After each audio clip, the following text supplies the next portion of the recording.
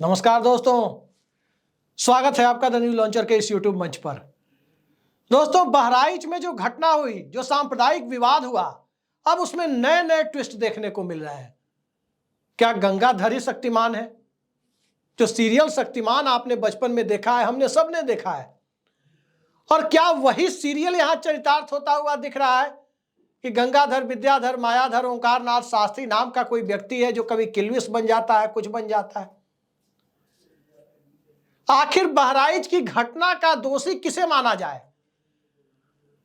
दरअसल भारतीय जनता पार्टी के उस इलाके की महिषी विधानसभा सीट के विधायक हैं सुरेश्वर सिंह। सुरेश्वर सिंह ने एक एफआईआर दर्ज कराई है, और जो एफआईआर की भाषा है उनके, वो अब तक बीजेपी के नेताओं के जो बयान आ रहे थे, जिस तरह की बातें हो रही थी, और जिस तरह से गोदी मीडिया के लोग एंकरिंग कर रहे थे, तमाम तरह की बातें कर रही थी, उस थ्योरी के पूरी तरह से उलट जाकर के बातें कर रही है। सुरेश्वर सिंह ने अपने एफआईआर में भाजपा नेता समेत 8 लोगों को इस बात के लिए दोषी माना है कि ये लोग उनकी जान लेने पर तुले थे। उनकी ही नहीं बल्कि उनके बेटे अखंड प्रताप सिंह की भी जान लेने पर तुले थे। अब सवाल उठता है कि दोषी कौन? एक तरफ कहा गया कि दुर्गा पूजा के मूर्ति विसर्जन के दरमियान कुछ कथित उपद्रवी लोगों ने इस घटना को, इस विवाद को बढ़ाने का काम किया। उसमें एक रामगोपाल मिश्रा नाम के व्यक्ति की जान भी चली गई। और इस तरह की बातें जब चल रही थी, तब आप गोदी मीडिया के नैरेटिव को याद कीजिए। तमाम तरह के जो पत्रकार हैं, चैनल बदल के दूसरी जगह चले जाते हैं, एक चेहरे पर कई चेहरे लगाते रहते हैं, चैनल का चेहरा बदलता रहता है। और कुछ तो ऐसे ऐसे प्रवक्ता भी हैं, तथा कथित दक्षिणपंथी राइट विंगर्स, कौन किसका नाखून उखाड़ लिया, कौन क्या किया, ये सारी बातें वो टीवी चैनल पे बोलते हैं, और बाद में ट्वीट करते हैं कि नहीं नहीं, वो मैंने पत्रकारों की भाषा सुनी थी तो बोली थी। तो कायदे से तो ऐसे पत्रकारों पर एफआईआर होना चाहिए था जिनके बयानों से और जिनकी अपुष्ट बातों से भ्रम फैल रहा था और सांप्रदायिकता की घटनाएं बढ़ रही थी। लेकिन वैसा कुछ हुआ नहीं। हुआ उसकी कल्पना किसी ने नहीं की थी। सुरेश्वर सिंह ने एफआईआर दर्ज कराई है तो निश्चित तौर पर एक जिम्मेदार व्यक्ति हैं, विधानसभा के सदस्य हैं, भारतीय जनता पार्टी के सदस्य हैं, और उन्हें भाजपा कार्यकर्ताओं से ही अपनी जान का खतरा है। तो ये तो उत्तर प्रदेश में लॉ एंड ऑर्डर की स्थिति पर सबसे बड़ा सवाल है कि क्या भारतीय जनता पार्टी अपने कार्यकर्ता के तौर पर ऐसे असामाजिक तत्वों को रखती है, मेंबरशिप देती है, जिससे उन्हीं के विधायक और उनके बेटे को जान का खतरा हो। एक तरफ बहराइच का माहौल खराब, दूसरी तरफ उस घटना को उत्तर प्रदेश और उत्तर प्रदेश के बाहर के दायरे में भी फैलाने की कोशिश, सांप्रदायिक ध्रुवीकरण की कवायद, और इन सब के बीच बहराइच को कंट्रोल करने की बजाय माहौल बिगाड़ने की कोशिश करते गोदी मीडिया के कुछ मठाधीश। लेकिन इस पूरी थ्योरी से उलट जब सुरेश्वर सिंह बीजेपी एमएलए सामने आए, उन्होंने वहां की नगर कोतवाली में जो भारतीय न्याय संहिता जो नई वाली आई है आईपीसी की जगह, उसकी कुछ धाराओं 191, 1, 2, 3 पता नहीं और कौन कौन सी धारा है, उसमें उन्होंने जो मुकदमा दर्ज कराया है, उस मुकदमे में दर्ज नामों पर यदि आप गौर करें तो 2-3 बातें साफ हो जाती है। एक तो शिक्षक का नाम, सहायक अध्यापक का नाम उसमें है।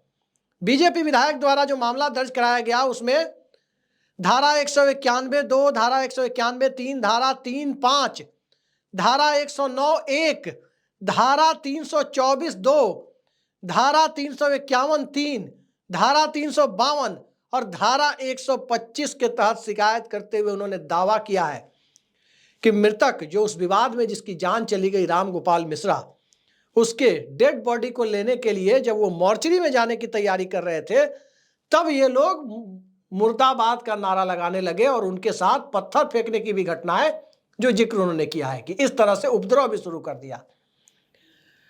अब नाम किसका लिखा है एफआईआर में, वो नाम सुनिए। अर्पित श्रीवास्तव, जिन्हें बीजेपी का कार्यकर्ता बताया जाता है, अनुज सिंह रैकवार, शुभम मिश्रा, कुसमेंद्र चौधरी, मनीष चंद्र शुक्ल, पुंडरीक पांडे, सुधांशु सिंह, और कुछ अज्ञात उपद्रवियों के नाम यह केस 18 अक्टूबर को शाम में 5:10 पर दर्ज किया गया। पुंडरीक पांडे इसमें एक नाम है। अब इनके बारे में जो जानकारी छन कर आ रही है कि ये एक शिक्षक है, तब सवाल उठता है कि शिक्षक यदि उपद्रव करने गया तो क्या उसके ऊपर कार्रवाई नहीं होनी चाहिए?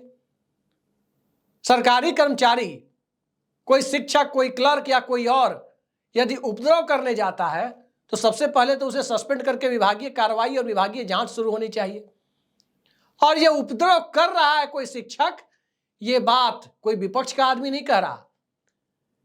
विपक्ष के लोग तो तमाम तरह के भ्रष्टाचार पर और सरकार के कारनामों पर सवाल उठाते रह गए, सरकार मानती नहीं है। यह बात भारतीय जनता पार्टी के विधायक सुरेश्वर सिंह कह रहे हैं, बकायदा मुकदमा दर्ज करा रहे हैं भाजपा नेता के खिलाफ, सहायक अध्यापक के खिलाफ।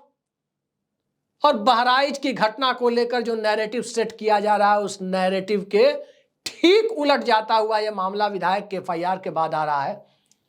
तो उसके बाद में क्या उत्तर प्रदेश में योगी आदित्यनाथ की सरकार इसकी निष्पक्ष जांच कराएगी?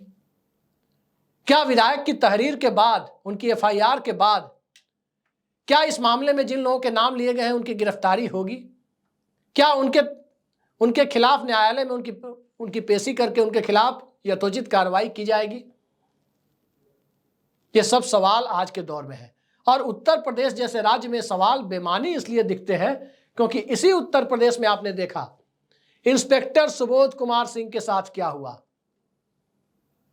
उपद्रवियों की भीड़ ने उनकी जान ले ली। क्या हुआ उस मामले में? जमानत पाकर लोग घूम रहे हैं। एक राजनीतिक दल से भी संबंध बताए जाते हैं उन लोगों के। बनारस में जो लड़कियों के साथ उत्पीड़न की घटना हुई बीएचयू कैंपस के अंदर, और खुद को एक पार्टी का नेता बताने वाले वो जो लड़के थे जिन पर आरोप है, क्या हुआ उस मामले में? क्या हुआ हाथरस की घटना के बाद? क्या हुआ 69,000 शिक्षक भर्ती में प्रदर्शन कर रहे लोगों पर जो लाठी चली? उत्तर प्रदेश में इस तरह की घटनाएं जब होती है, और खास करके कानपुर की वो दीक्षित फैमिली जिसमें घर भी जल रहा था और जले हुए घर पर बुलडोजर भी चल रहे थे और मां बेटी की जान चली गई थी, उस उत्तर प्रदेश में विधायक सुरेश्वर सिंह की तो कम से कम सुनी ही जाएगी, ऐसी उम्मीद पूरा देश करता है। सत्ता पक्ष के विधायक है, लिहाजा उनके बारे में लोगों को उम्मीद है कि इनकी बात कम से कम जांच एजेंसियां सच मानेंगी और कार्रवाई करेंगी। वैसे अब विधायक जी सच बोल रहे हैं या राज्य प्रशासन की तरफ से जो बातें आ रही है वो सच है, या गोदी मीडिया के एंकर जो माफी भी नहीं मांगते और तमाम तरह की उटपटांग खबरें चलाते हैं वो सच बोल रहे हैं? बहराइच की घटना का सच क्या है उसे सामने लाने की कोशिश जब विधायक सुरेश्वर सिंह के एफआईआर के बाद 18 अक्टूबर से आज 21 अक्टूबर हो गए, 3 दिन में कोई दिलचस्पी जब उत्तर प्रदेश प्रशासन द्वारा नहीं दिखाई गई, तो क्या इसे मान लिया जाए कि उत्तर प्रदेश में सरकार के अंदर ही बहराइच के मामले से निपटने के लिए मतभेद है? उत्तर प्रदेश के मुख्यमंत्री का वो चर्चित बयान याद कीजिए कि राज्य के लॉ एंड ऑर्डर को जिसने भी छेड़ने की कोशिश की, नुकसान पहुंचाने की कोशिश की, मई जून में शिमला बना दूंगा। मई जून में शिमला बनाने की छोड़ दीजिए, अक्टूबर में शिमला नहीं बना पाए बहराइच को। यह हकीकत है कि बहराइच में कर्फ्यू तक लगाना पड़ा, बहराइच में एक नौजवान की जान भी चली गई, बहराइच में सांप्रदायिक तत्वों की भीड़ ने पूरे शहर के माहौल को बिगाड़ा, और उसकी सार्वजनिक स्वीकारोक्ति भारतीय जनता पार्टी के विधायक के द्वारा दर्ज किए गए एफआईआर से हो रही है।